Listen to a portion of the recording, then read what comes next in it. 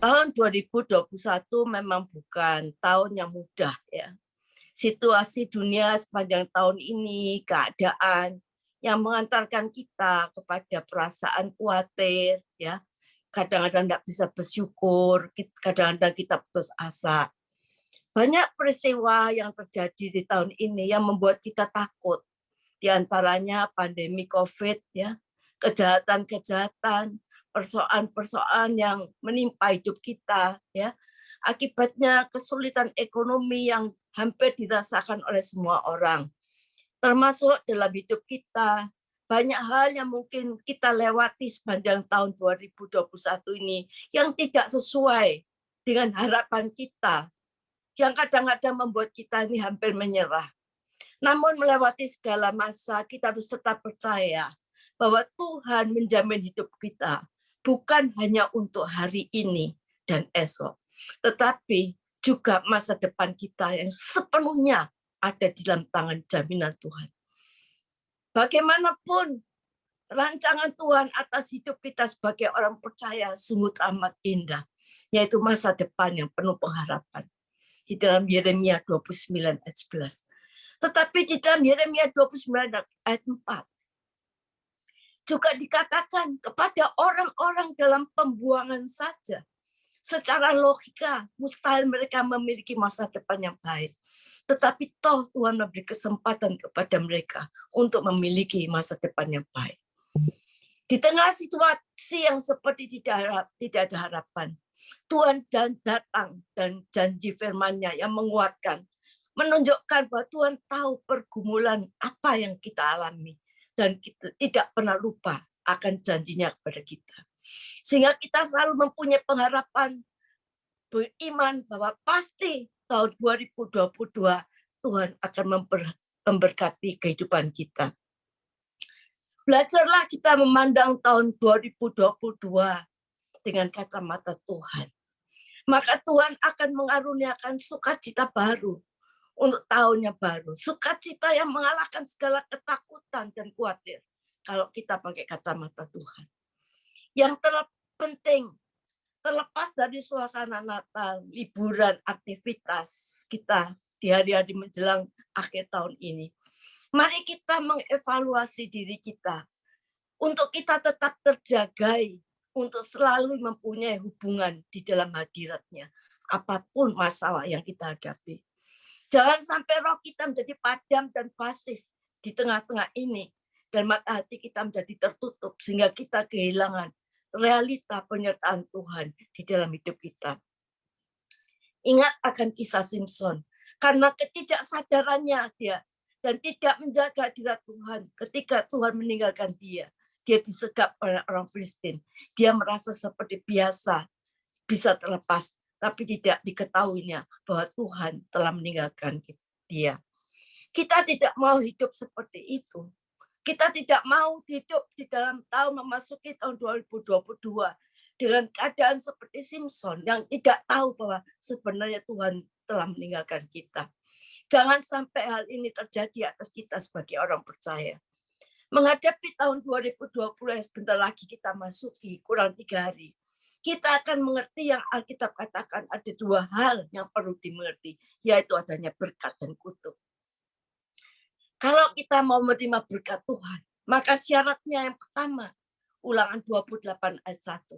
Kita harus baik-baik mendengarkan suara Tuhan dan melakukannya dengan setia segala perintahnya. Maka Tuhan akan mengangkat kita. Segala bangsa, segala berkat akan turun di atas kita di dalam segala usaha kita.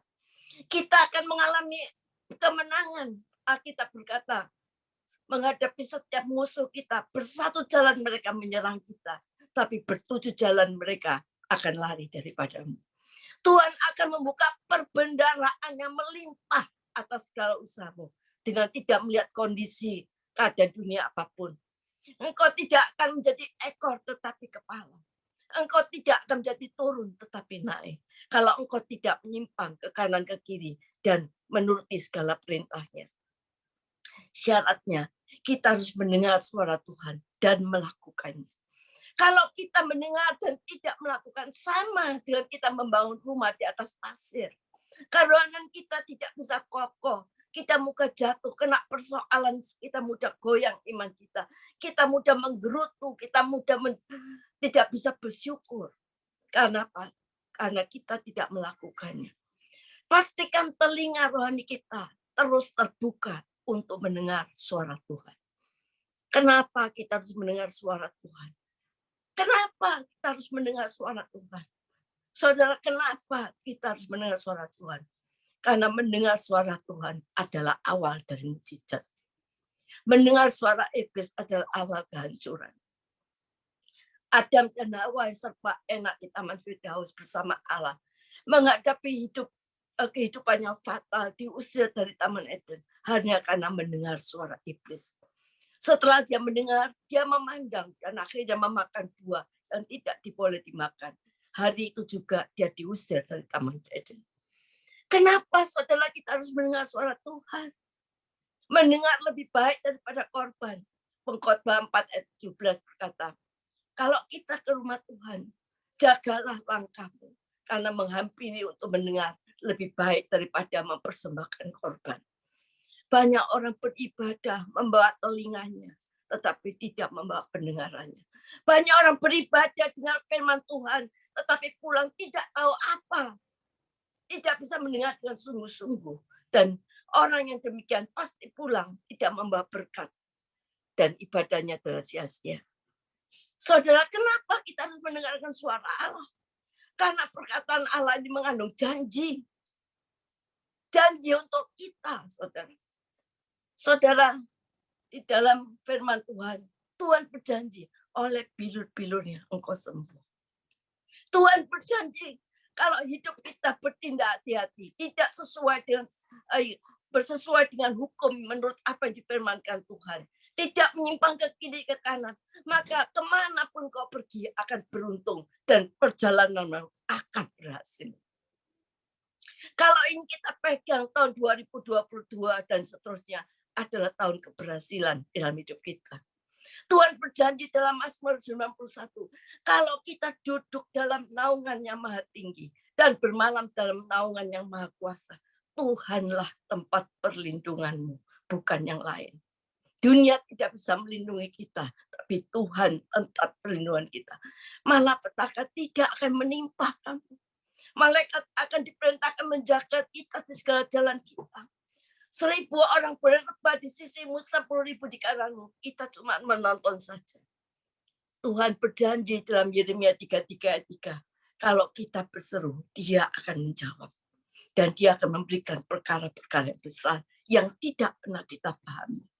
Tuhan berjanji dalam Mazmur 126 ayat 5. Kalau hari ini kita menabur dan mencucurkan air mata, esok kita akan menuai dengan bersorak-sorai. Orang yang berjalan maju dengan menangis sambil menabur benih, pasti pulang dengan membawa berkasnya. Tuhan berjanji, orang yang berharap pada Tuhan tidak akan dipermalukan. Hari ini kita melihat banyak orang kaya jatuh dipermalukan. Banyak orang pintar gagal dipermalukan. Orang terpandang dihormati jatuh dipermalukan. Tapi sekali lagi saya berkata, orang yang berharap kepada Tuhan tidak akan dipermalukan. Kenapa kita harus mendengarkan perkataan Allah? Karena perkataan Allah ini perlu kuasa yang bisa melepaskan segala belenggu kita. Belenggu ekonomi, belenggu kemiskinan, belenggu persoalan, belenggu kenajisan, belenggu sakit penyakit. Tuhan sanggup memulihkan, Tuhan sanggup membebaskan, dan Tuhan sanggup menyembuhkan. Perwira di Kapernaum, ketika hambanya sakit, sudah hampir mati. Perwira ini yakin dan percaya ketika Yesus bilang, aku akan menyembuhkan. Tapi perwira ini bilang, aku tidak layak menerima Tuhan di dalam rumahku. Tapi katakan sepatah kata saja, maka hambaku ini akan sembuh. Dia hanya percaya dengan satu patah kata saja. Mati dan hidupnya hambanya hanya dipertaruhkan di satu patah kata Tuhan Yesus. Dan Yesus berkata, aku tidak pernah mendapati iman sebesar ini di tengah kaum Israel. Pulanglah dan terjadilah sesuai imanmu. Saudara, apapun yang terjadi sepanjang tahun 2021, persoalanmu hanyalah sebuah nama. Penyakitmu hanyalah sebuah nama. Masalahmu hanya sebuah nama. Tapi kalau hari ini kita mau serahkan pada nama di atas segala nama, Yesus Kristus Tuhan, maka bagi Tuhan tidak ada mustahil. Dia sanggup memulihkan, membebaskan, menyembuhkan apapun keadaan kita. Saudara, perkataan Allah sanggup mengubahkan hidup kita. Oleh karena itu, seburuk apapun keadaan kita, seburuk apapun hidup kita, seburuk apapun suami, istri, anak kita, Tuhan sanggup menciptakan menjadi ciptaan yang baru. Saudara lihat perempuan Samaria waktu bertemu dengan Yesus. Dia diubahkan. Sakius ketika dia mendengar suara Yesus segera turun. Dia diubahkan. Saulus diubahkan. Mengapa kita harus mendengarkan suara Tuhan? Karena perkataan Allah mengandung hidup yang kekal. Saudara, langit dan bumi akan lenyap. Tetapi firman Tuhan, perkataan Tuhan kekal untuk selamanya. Oleh sebab itu, tantangan, penindasan, kehancuran dalam hidup kita. Dan mungkin tidak ada masa depan yang baik dalam hidup kita. Carilah Tuhan. Carilah firman-Nya. Dengar suaranya. Cari Dia. Firman Allah mengatakan, carilah Tuhan selama Dia berkenan ditemui. Selamanya Dia menunjukkan di mana kita tidak bisa mencari lagi. Tapi carilah Tuhan. Carilah firman-Nya. Carilah suaranya. Maka Dia akan mendengar engkau. Jangan dengar suara iblis. Jangan dengar suara hatimu yang kadang-kadang membuat engkau bimbang. Tapi dengarkan suara Allah. Maka mukjizat akan terjadi di dalam hidup kita. Yang kedua, yang menjadi kunci tahun 2022. Hormati hadirat Tuhan. Dan tinggal di dalam hadirat Tuhan senantiasa. Firman Tuhan berkata, kalau kita tinggal di dalam hadirat Tuhan, Tuhan ada di dalam kita, maka minta apapun kita diberikan. Saudara, ketika Yosua dekat dengan Yeriko, Tuhan datang pada Yosua. Ketika Yosua dekat dengan Yeriko, dikatakan dia melayangkan pandangnya dan dia melihat seseorang laki-laki berdiri di depannya. Dan dia tanya, kawankah atau lawan? Tapi dikatakan, bukan, akulah panglima bala tentara Tuhan.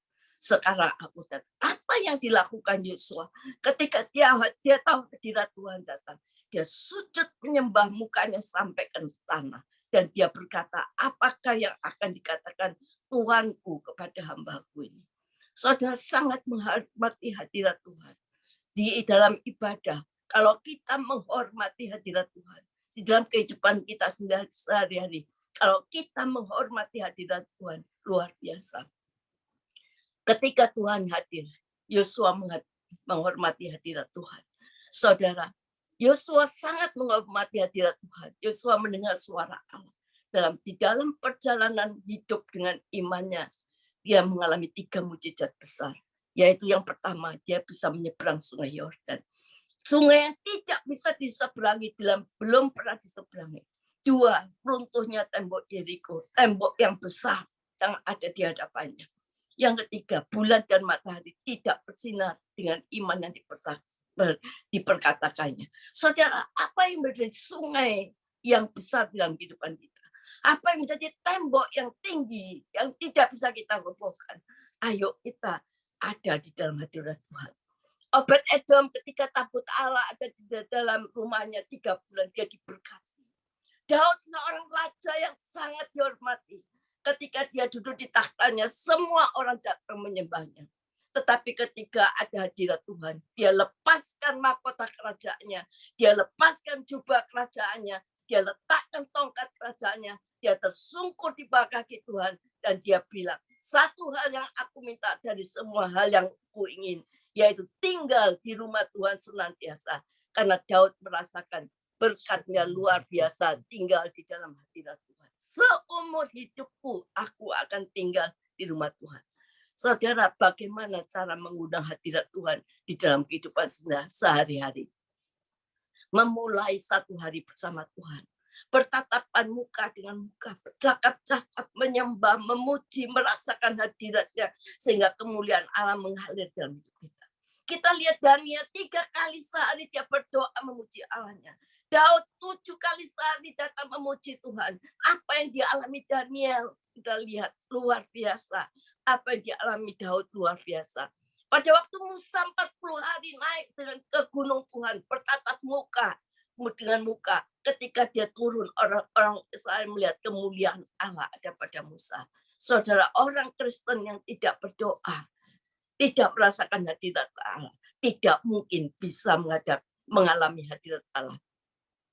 Kalau setiap pagi kita naik dari gunung Tuhan 40 menit bercakap-cakap merasakan hadiratnya, saudara, kita merupakan pintu gerbang surga yang dahsyat. Lebih dari kesembuhan, lebih dari segalanya, tidak ada malapetaka.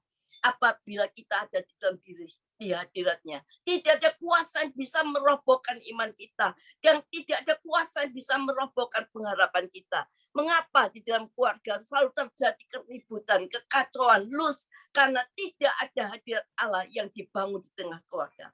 Bangun hadirat Tuhan di tengah keluargamu, di tengah kehidupanmu. Maka apa yang tidak pernah kau pikirkan, apa yang tidak pernah timbul dalam hati, apa yang tidak pernah kau dengar dalam telingamu, itu akan terjadi di dalam hidupmu. Tahun 2022, mungkin orang berkata akan tahun bencana, tahun penuh kegoncangan. Tapi kita yang melihat dengan kacamata Tuhan akan berkata, tahun 2022 adalah tahun terobosan, tahun penyertaan Tuhan dan kemuliaan Tuhan akan dinyatakan bahwa kita ada dalam perlindungan Allah yang tidak tergoncangkan. Haleluya. Amin.